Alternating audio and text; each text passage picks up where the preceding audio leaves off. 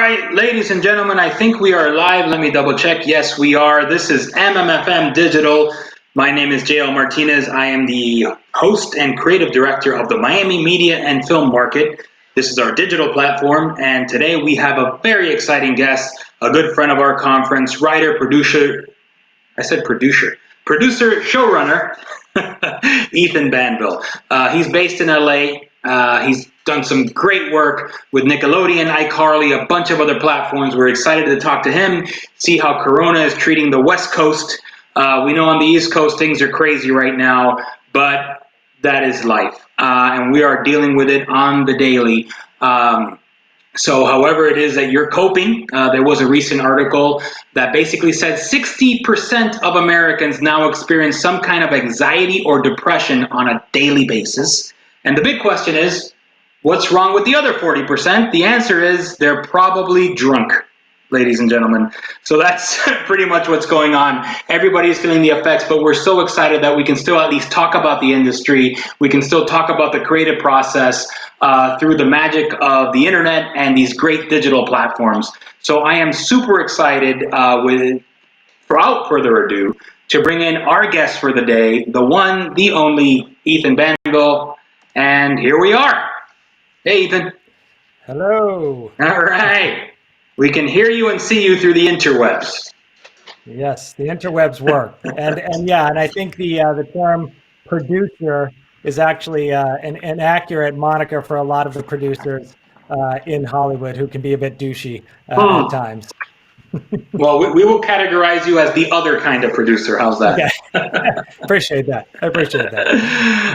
But yeah, obviously producers tend to get a bad rap, as do agents. There's certain monikers in Hollywood that it kind of goes with the territory, I guess.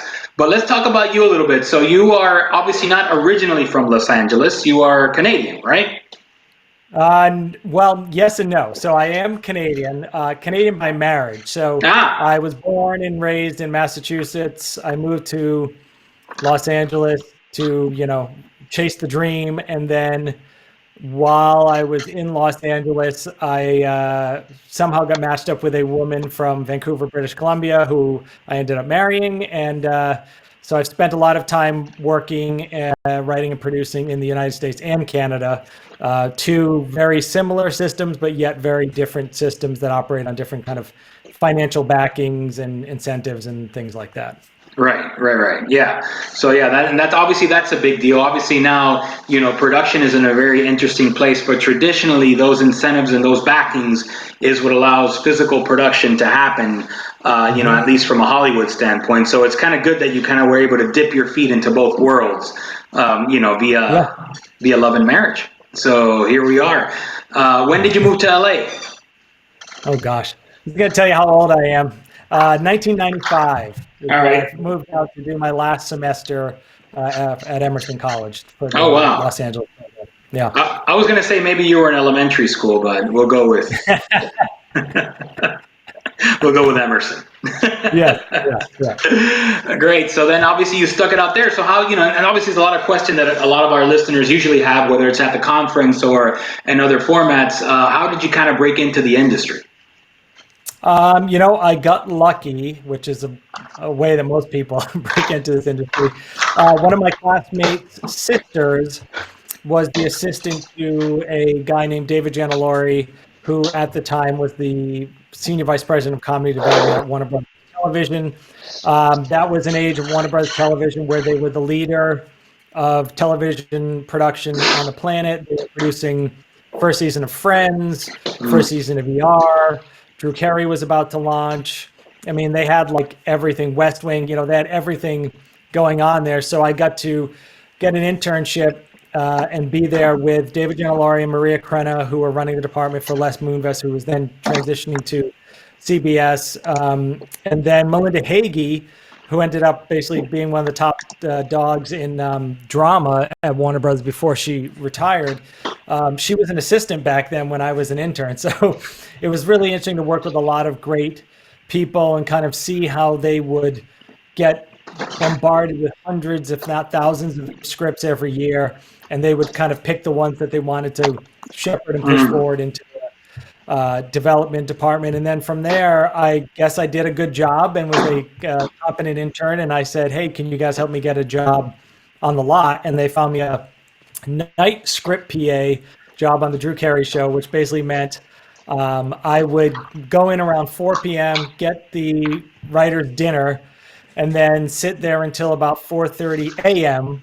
when the writer's assistants would get me the script, and then I would run 112 copies and then drive all over Hollywood delivering scripts to actors, directors, and producers, and then get home around 8 a.m., go to sleep, and then do it all over again the next day. So yeah, Wow. It was good times, but it was great because nothing happens during the night. So as a writer, I could sit there and just write, and then eventually they let me come into the writer's room so I could just sit there and watch them, do the process, which was immensely different than anything that I had learned in college. And to this day, you cannot replicate that without being there. You can't do a classroom that is exactly like a writer's room because every show is different.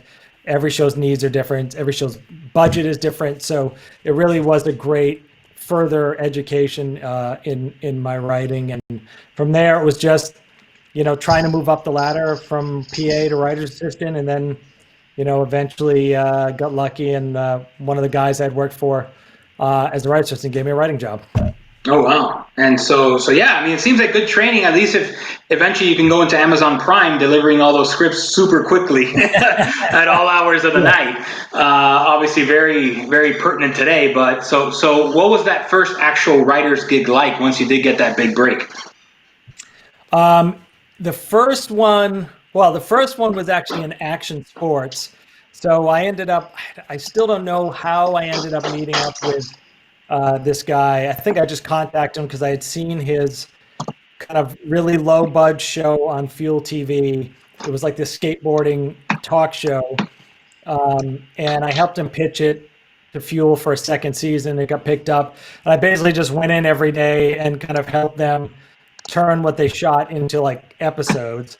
And then I got a call from a friend of mine and found out that he was leaving Drake and Josh, which was a big show on Nickelodeon at the time. Actually still does pretty well on Nickelodeon. But and so I said, well, he's leaving. That means there's an opening.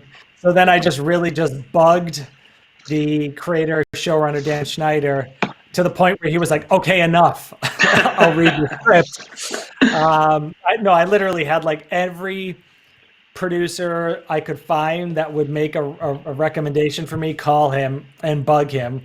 And then, so he and his reader, who's a woman by the name of Jessica Chaffin, who many people watching will know from The Heat and basically any Paul Feig movie in the last 5 years. Jessica and her comedy partner, Jamie Denbo, have been in some capacity. They were in Spy, so they've been in a million different movies. They're Upright Citizens Brigade vets and do a great thing called Rana and Beverly, which is like, these two old Jewish women who give you really bad life advice, and they have celebrities on. They did a version of it as a series for BBC Three, I think. But anyways, she read it, was like, this is great, pushed me on to Dan. Dan said, okay, come in. I met with George Doty, who was running the writer's room, who ended up becoming a great friend and then ended up hiring me on Max and Shred for Nickelodeon and Star Falls for Nickelodeon. And the first experience was kind of crazy because it was season 4 of a show. So the show was well established. The guys and Miranda Cosgrove, everybody on the show knew what they were doing as actors. So it was kind of a dream in that way that we came in on the first day and Dan wrote down 20 things on the board of ideas he wanted us to break. And, some were easier to break than others. And, it was an amazing experience at the start because it was like, okay, we've got these actors who every time we give them something, they knock it out of the park. They make it funnier because we know who their characters are. They know who their characters are. And they're great. And then we had an almost like, oh my gosh, Drake got in a massive car accident in December. I think we started writing in October, and in December he got hit head on. Some guy, I think, fell asleep driving, smashed right into him, broke his jaw, like just like a massive accident. But thankfully, he bounced back and was, doing crazy pratfalls like within a couple of months. And thankfully, Wow. Nickelodeon, basically said, okay, you guys just keep writing, and have the scripts ready for when we come back. And we came back and, just did gangbusters and did that final season. And then, then Dan just kept me working for a long time because we rolled right from there into Zoe 101 season 3.1, I think.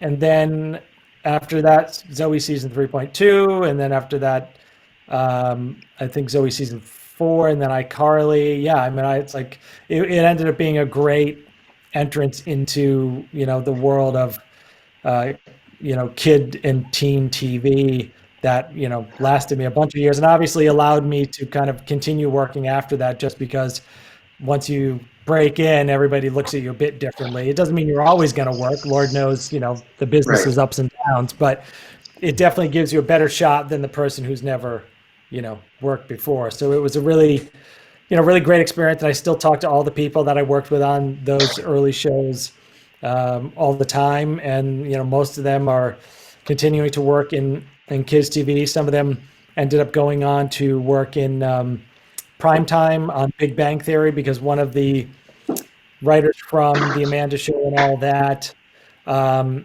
iCarly season 1 went on to end up running Big Bang for Chuck Lorre when he wasn't there, and brought a bunch of the guys who he had worked with on the Nickelodeon shows over to that. So it ended up being a really good kind of family environment, and really, again, continued my education on how to write as a writer on staff, how to handle network notes and all that stuff. And then, prepared me for other jobs, but nothing prepares you for running a show. Right. Which is a whole different trial by fire kind of thing. Right. And obviously that transition into actually being a showrunner and running a show, sort of what are sort of the differences? Obviously now you're overseeing a team of writers, right? And it's not just about your sort of creative input, but kind of managing other creatives, essentially. It's a big part of learning, because I mean, I guess the good thing about working on a bunch of shows in different capacities before you become a showrunner is you see what the good showrunners do and you see what the bad showrunners do. And, reading someone's script and turning around to them and say, this sucks. That's not going to get you better writing. Like if you want your writers to work hard for you, you try and tell them what you love about the script, and then you just try and, coach them through how to improve it. One of my rules is never give a note without a pitch on how to solve it. And a lot of showrunners won't do that because they just decide it's not my job, it's the writer's job to do this. But, network executives can do that because they're not writers. They will give those notes to just say, this isn't working. And sometimes they give you ideas that they think might work. But ultimately, you need to come to a creative, whether it's an actor or a writer or a director, and say, hey, that was really good, but here's how we can make it better. And that way you're coming from a positive place. And it really, really helps boost the confidence of, because look, you're in the business, we all have this lack of self-confidence. Every time we do it, no matter how successful we are at something, we still will doubt ourselves, which kind of drives us to keep doing better and better and better. And I think as long as you can express that to who is on your team, that they are a valued member of their team and you need them to step up to help you make the show better, most people will do it. And if they don't, if they're not that personality type, which is rare, but if they don't, then you just don't have them write more scripts, or you don't pick up their option for more time on your show. And that's just kind of the business. And hopefully they learn and they evolve. I mean, I had to learn at one point where I had a couple of shows where I just wasn't a fit, and I started out on the show and it just didn't work out. And it was kind of like, it stunk. I didn't want to lose the job, but ultimately I just said, look, obviously not a good fit. And they were super excited that that's how I handled it, because some people would just throw a tantrum. Other people would be crushed and curl up into a ball. And I just said, you know what? I appreciate it. You gave me a shot and it didn't work out. So thank you. Best of luck. See ya. Maybe next time. Yeah. And that's how it ended it. Right, yeah. So we're going to try something new because we are live on Facebook and we have been getting actually a few questions. So this is my first attempt at doing a live Q&A on the digital Okay. space. So we have a question here from Spencer Morn. Working on those Nick shows, did it ever feel formulaic coming up with any of the jokes and gags? No, it formulaic. I mean, look, every series and every script follows a formula, right? I mean, if you're watching Law and Order, you know what you're going to get. By the end, they're going to catch a killer. You kind of know. Right. So there's that formula to it. And as far as the kids shows, when you're doing a multi-camera shows before they died were following a formula, which was everything was building up to a big block comedy scene, which is where everything in the story that's been building and building and building comes to a head and kind of blows, completely blows up. So, you want to be able to, build those stories to that. So in that way, it felt formulaic that we were always trying to build towards that big block comedy scene. However, like when it comes to jokes and gags, that's more of a rhythm thing. Like, who your audience is. You know that your audience is going to range from like 5 years old to 15 years old mainly. And then you're going to have some parents watching as well. So you'll do some kind of more, parental type jokes that will go over the kids' heads. But for the most part, you're going to do jokes that are, specifically, to get the big pratfalls are going to get laughs from the younger kids and some of the older kids. The more, plot twists are going to get laughs from maybe some of the older kids. Like we did an episode called My Dinner with Bobo. The plot of that, talk about a thing that builds a block comedy scene. The plot of that was Drake and Josh are tired of sharing, the parents' car, and they want to get their own car, but they can't agree on what car to get. So Drake comes up with the idea that, well, why don't they take their money and use it to invest in something that can make them enough money that they can get two cars. So what does Drake do? He goes and he buys a chimpanzee from the car dealership, who's the mascot of the car dealership, thinking that they can sell dances and kisses with the chimp and make enough money to have two cars. It doesn't work, of course, but some guy offers to buy the chimp from them for $15,000, and they, of course, jump at it, but then they discover that the guy who bought it has a history of eating primates, and then they have to go and try and free Bobo from the chimp guy. So that becomes the whole comedy thing of them trying to, confront the guy, and the police come, and it's a whole big thing. So yes, formulaic in the way of building towards the big plot comedy, but no, every episode you're going to have different jokes that come out of whatever scenario, whatever story you're driving. Your characters will also have things that we know about that you want to have jokes that reflect their personality. Like we did an episode called Josh Runs Into Oprah, because Dan came in and he said, look, we've established Josh loves Oprah Winfrey. I want to do an episode where he ends up running over Oprah Winfrey. And so we ended up breaking a story that was just that. And we, of course, built to, what happens after Josh runs over his idol, and then they have to try and get into the hospital room to apologize to Oprah, at which point they get basically assaulted by security guards with stun guns. And of course, yes, you get your large physical comedy scene of guys being shot to death. So yeah, so it's not formulaic, but honestly, when you're in it, it never gets old. As long as you have great actors who can pull the stuff off, you'll keep writing that stuff, for days. And a great sign that you have great actors is like a single set episode. We did Vicious Tiberius, which was when Drake and Josh got locked in their teacher's bathroom by a vicious dog, and the majority of the show took place in a 4x8 bathroom. Treehouse, which was like an 8x8 treehouse. The majority of the episode took place in the treehouse. So, that's another good sign that you have people that can take that formula and kind of exploit it to new heights. Right. Yeah, no, it definitely makes sense. And obviously, look, and I think that there's a difference between formats for something like a cable network like Nickelodeon. Now you have the streamers that are very popular, and I know you're dabbling in that world as well. How is that kind of breaking form and format when you have even more freedom than you would even on a premium cable network on something like a Netflix, for example?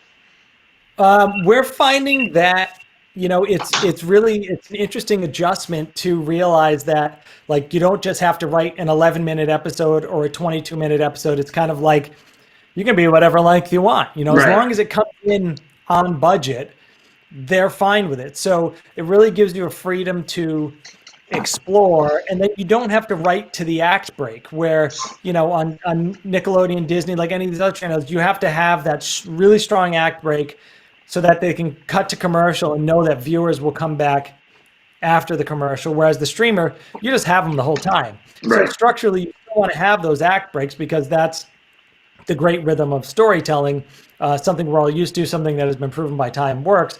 But ultimately, you don't have to concentrate so much on how do we make sure the viewer comes back after the break. You just want to hook that viewer from the beginning and then take them on the adventure of their lives and just tell it as efficiently of a story as possible. And then, of course, a lot of the shows on the streamers do it in a way that they want to hook somebody into the next episode. So initially we looked at our show as having some type of through line that would pull people from episode to episode, but we've actually come around to just doing kind of standalone episodes that are just so good that people are going to want to watch the next one and see what our lead character gets up to next. So it's kind of like having fun with a different version of that model of driving, binge watching, and kind of seeing how it comes off. Because look, there's a lot of creators out there in the digital space on YouTube and TikTok and a million other short form Quibi, and a lot of these things don't have a big pull you into the next episode. But people tune back in every time someone posts something just because they like the voice of the character that we're following on the show. So they'll keep tuning in to see what's next. Right. Yeah, and that makes obviously for that format, the idea is just to keep you hooked into the next thing. And obviously it's worked very well for Netflix. It's just announced that they are, I think, now bigger than ExxonMobil. They're bigger than Costco. They're essentially one of our blue chip companies now. Obviously we've seen all the struggles that Disney's had, unfortunately, because so much of their business is tied into theme parks. But, sort of what does the future hold for this type of content where, like you said, now Quibi's just getting into the market and these are all under 10 minutes. Obviously Hulu is ramping up. Disney Plus is the one saving grace that Disney has right now, at least. So what does this mean for creators and producers, sort of entering this new space where, like you said, the eyes are always on the content. There are no commercial breaks. And what does that mean for a writer in terms of creating all this stuff? Well, I mean, the business side of it is, that the majority of the world still doesn't watch their content via streaming services or, a lot of people watch on their phones, but, there are countries that the broadband systems aren't developed out. And there are parts of even the United States where they're very rural and they watch, terrestrial television. So, for the time being, there will always be CBS, ABC, Fox, NBC. But, that said, we obviously know where the future is. And especially with, the coronavirus out there right now, everybody is finding their way to the streamers and they're using them a lot more. Of course, the problem becomes there's not a ton of content being created, live action content, because all the productions are shut down and we don't know when they're going to start back up. So there's an interesting move into pushing a lot of animation right now. Good for me because I've worked in animation and the project I'm developing is animated. So it's interesting that there's a lot of buyers out there doing two things. One is pushing animation to series faster than maybe they would have if we weren't in this situation. And then the other thing is reading. All these executives have tons of time to read scripts now. So everybody's reading, looking for as many projects as possible to buy so that when they get the green light to open the sets back up and start producing live action content again, they've got a treasure trove of material. Right. So it's going to be an interesting kind of transition, but nobody knows where that is. So as a writer, I'm kind of looking at it from the standpoint of, you know, writing and doing the stuff that drives me, that I love, that I want to do. Like, you know, I was on a like a mentoring program with Emerson College that I did for the last 3 months. And one of the young mentors, who is a great stand-up and writer, said that she was fortunate to discover very early was, you know, don't write what you think will sell, write what you want to write. Hmm. And it's a great piece of advice for creators and writers during this time, because you've got the time to do it now. You know, Hmm. if you find something interests you, write about it, you know, and you'll be surprised at being able to find a place to buy it or to produce it and put it up, you know, yourself.